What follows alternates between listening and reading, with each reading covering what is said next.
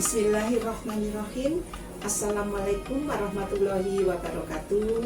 Bertemu lagi dengan Umi Nini Gawa dan GN YouTube channel Daran Sirah Nabawiyah Kisah Rasulullah. Pada hari ini kita sudah sampai bab yang ke-56. Kita doakan semuanya selalu dalam keadaan sehat walafiat dan selalu dalam lindungan Allah SWT. Dalam COVID-19 ini jangan lupa dengan 3M, memakai masker, mencuci tangan, dan menjaga jarak, ditambah olahraga. Jangan lupa juga apabila lihat Sirah Nabawiyah, like, komen, dan subscribe, dan bagikan. Terima kasih. Kita mulai. Allahumma sholli ala Sayyidina Muhammad wa ala ali Sayyidina Muhammad. Ketika saatnya tiba, Rasulullah kemudian keluar rumah dengan perlahan sekali sambil menggenggam pasir disebarkan ke atas kepala para pengepung rumah Rasulullah. Ditaburkanlah ke kepalanya dengan pertolongan, dan Rasulullah sambil berdoa dengan pertolongan Allah SWT. Para pengepung rumah Rasulullah merasakan ngantuk sekali dan tertidur pulas. Akhirnya Rasulullah bisa keluar perlahan-lahan. Kemudian dengan pergi, tidak lama kemudian Abu Bakar datang. Setelah tahu apa yang terjadi, Abu Bakar segera menyusul Rasulullah dan berhasil menemui beliau di tengah perjalanan menuju Gua Thur. Pagi hampir tiba, ada seorang kakek tua yang tidak pernah orang melihatnya berteriak keras membangunkan orang yang mengepung rumah baginda Rasulullah SAW tadi. Hei, ngapain kalian di sini? Kenapa kamu tidur pulas sekali malam? Kenapa kamu apa itu maksudnya, kok tidak bergerak sama sekali, ada apa gitu? Terus salah satu dari ngepung tadi menjawab, saya di sini sedang menunggu Muhammad. Dan loh, bukannya Muhammad sudah pergi dari tadi? Bangkit semua dengan terheran dan terkejut. Kok bisa? Padahal dia sudah mengepung dengan rapat sekali, ular pun tidak bisa lolos. Akhirnya dengan gemasnya pintu digedor-gedor dengan keras sekali. Muhammad, Muhammad, keluar kau Muhammad. Dengan dibuka pintu, masuk dengan pedang terhunus, lalu menuju ke kamar Rasulullah SAW. Di tempat tidur itu tanpa basa-basi, selimut ditarik dengan ketat. Ali bin Abi Thalib bangun dengan terkejut. Lalu semua yang mengepung rumah baginda Rasulullah tadi ucap pasti terkejut, loh kok bukan Muhammad yang tidur di sini? Ternyata Ali bin Abi Thalib dengan membentak tanya, kemana Muhammad? Saya tidak tahu. Kenapa tidak tahu? Betul, saya tidak tahu kemana Rasulullah pergi. Akhirnya Ali bin Abi Thalib dibawalah ke dekat Ka'bah, dipukul, ditendang, sampai dihajarlah sama pemuda-pemuda pengepung rumah baginda Rasulullah tadi. Namun Ali bin Abi Thalib tetap kekeh, lebih baik mati daripada menunjukkan kemana baginda Rasulullah pergi. Maksudnya seperti itu. Nah, setelah itu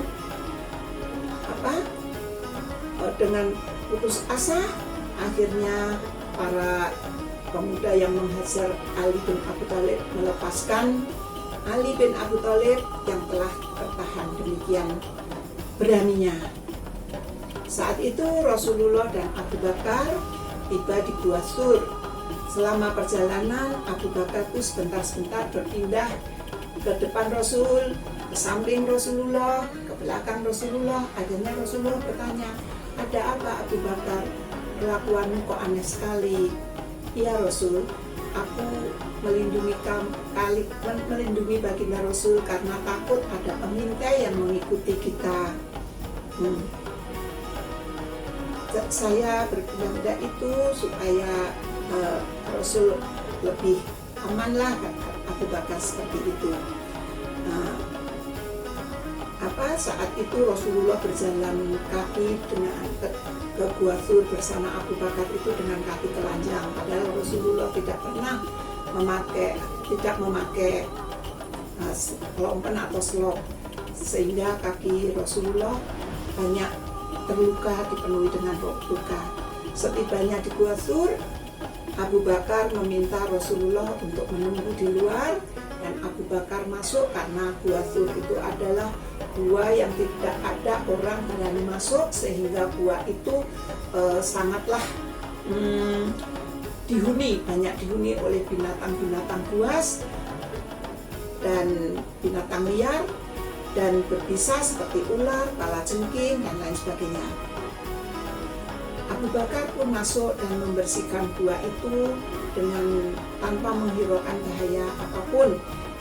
Dia merobek bajunya secuil demi secuil untuk menutup lubang-lubang gua itu, supaya tidak ada hewan yang keluar, dan tetap bekerja dengan diam.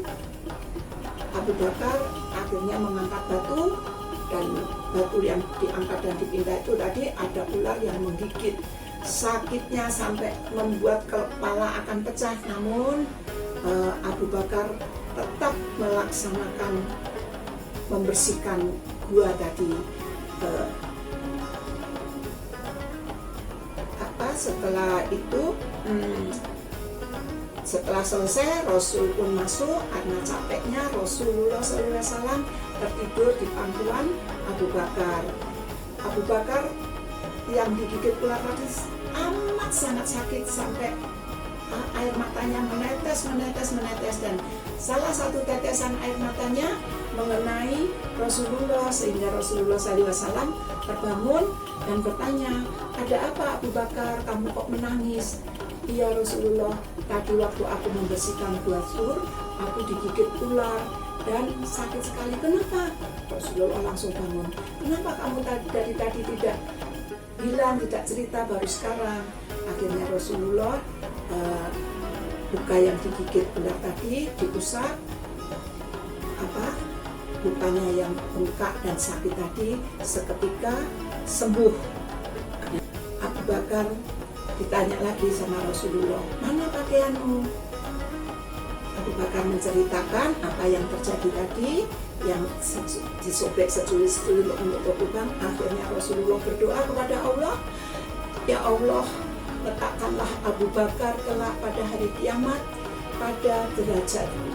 Begitulah perjuangan Abu Bakar untuk melindungi baginda Rasulullah, sehingga Rasulullah merasa terima kasih dengan berdoa supaya Abu Bakar kelak di hari kiamat sederajat dengan baginda Rasulullah SAW.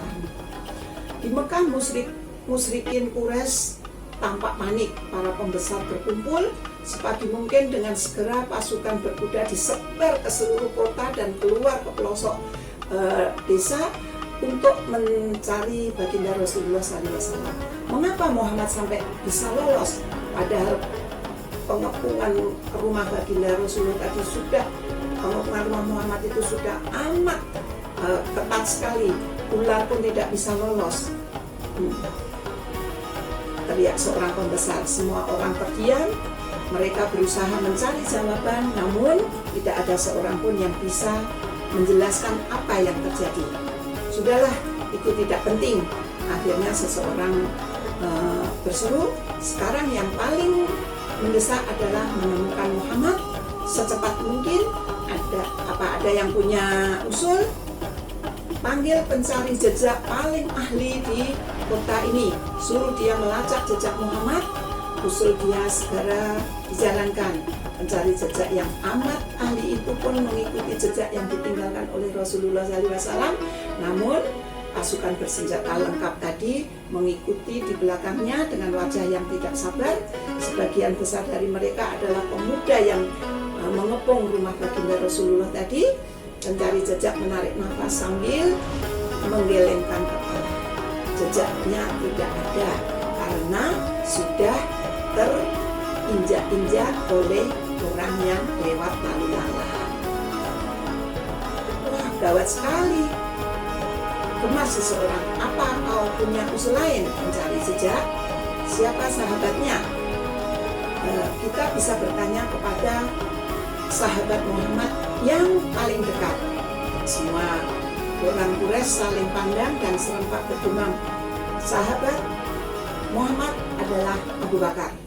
Dengan dipimpin Abu Jahal, maka semua pasukan itu tadi mencari pergi ke rumah Abu Bakar. Sampai di rumah Abu Bakar, yang membukakan pintu adalah Asma binti Abu Bakar. Kemana ayahmu? Tanya Abu Jahal. Kami tidak tahu kemana ayah pergi. Bohong kamu. Betul, kami tidak tahu. Marah sekali Abu Jahal kepada Asma. Nah, akhirnya Abu Jahal sambil tersungut-sungut marah, ditamparlah Asma binti Abu Bakar sambil berlari. Begitulah Abu Jahal dengan perempuan pun dia tetap berlaku keras memukul putri Abu Bakar yang menjawab tidak tahu kepergian ayahnya kemana. Demikian pertemuan kita hari ini pada bab yang ke-56. Semoga semuanya bisa diambil hikmahnya untuk pelajaran kita, bahwa Rasulullah SAW selalu dalam lindungan Allah SWT karena kesabarannya, keteguhannya dalam menyebarkan berdakwah agama Allah, yaitu Islam. Apabila ada tutur kata yang kurang berkenan, ini mohon dimaafkan. Billahi taufiq wal hidayah. Wassalamualaikum warahmatullahi wabarakatuh.